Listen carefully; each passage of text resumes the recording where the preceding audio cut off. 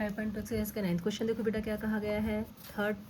If the third and the 9th term of an AP are 4 and -8 respectively, कि third term तो 4 है और 9th term कितनी है -8 है, तो which term of this AP is 0, कि इस एपी में कोई टर्म तो होगी 0 पक्का, वो कौन से नंबर पे आएगी। ठीक है, तो हमें अब क्या नंबर निकालना है कि 0 कौन से नंबर पे आएगी, तो हम मानेंगे यहाँ पे nवें नंबर पे आएगी। ठीक है, लेकिन उससे पहले हमें कुछ कंडीशंस दे रखी हैं, वो देखो क्या दे रखा है बेटा।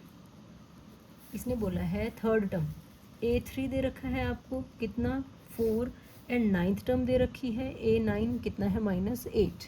इसने बोला है 0 कौन से नंबर पे होगी, तो यहाँ पे हम लेट भी कर लेते हैं, let nth term is equal to 0। ठीक है, nवें नंबर पे 0 होगी। ठीक है, अब A3 आपको 4 दे रखा है, A9 दे रखा है, तो यहाँ से आपके पास दो इक्वेशंस बन जाएंगी बिल्कुल सेम पीछे वाले क्वेश्चंस की तरह। A3 होता है A+2D जो कि 4 बनेगा, 9th टर्म क्या बनेगी A+8D बनेगी जो कि कितना है -8 है। दो इक्वेशंस बन गई आपके पास A और D में, तो हम इनको सॉल्व कर सकते हैं। दोनों इक्वेशंस क्या करनी पड़ेंगी आपको, सब्ट्रैक्ट करनी पड़ेंगी। तो इक्वेशन 1 माइनस इक्वेशन 2 माइनस करोगे तो नीचे वालों के निशान चेंज हो जाते हैं ना, ये भी माइनस ये भी माइनस, ये पहले से माइनस है तो ये क्या हो जाएगा प्लस हो जाएगा। ठीक है बेटा, A से A कट गया। अब 2D -8D कितना बना -6D बना, और ये 8B प्लस का 4B प्लस का 12 हो गया। तो यहाँ से D की वैल्यू क्या आ गई 12 डिवाइडेड बाई -6 -6 जो मल्टीप्लिकेशन में था वो यहाँ डिवाइड में आ गया बेटा, काटोगे तो कितना आ गया -2, तो D की वैल्यू हमारे पास आ गई -2। अब क्या करते हैं, ये वैल्यू जो है इक्वेशन नंबर 1 या 2 किसी में भी रख लेते हैं कि put D is equal to -2 in equation number 1। ठीक है बच्चों, इक्वेशन नंबर 1 क्या है A+2D है इज इक्वल टू 4, तो A+2 इंटू डी की वैल्यू -2 इज इक्वल टू 4, ये आ गया A-4 is equal to 4।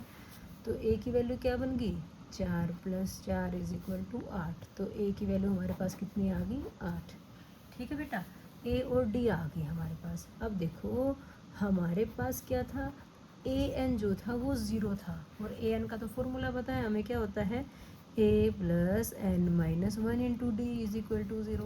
A आ चुका है 8 + n-1 इंटू डी की वैल्यू है -2 इज इक्वल टू 0, प्लस का 8 वहाँ जाके -8 हो जाएगा, तो n-1 into -2 is equal to -8। -2 जो मल्टीप्लिकेशन में है वो डिवाइड में आ गया भाई -8 बाई -2। अब क्या होगा, माइनस से माइनस कैंसिल हो जाएगा, 2 से 8 कैंसिल हो गया 4 पे, तो n-1 इज इक्वल टू 4 आ गया। तो यहाँ से n की वैल्यू कितनी आई 4 + 1 जो कि कितना बना 5 बना, n की वैल्यू 5 आ गई। देयरफॉर जो 5th टर्म है वो क्या है 0 है।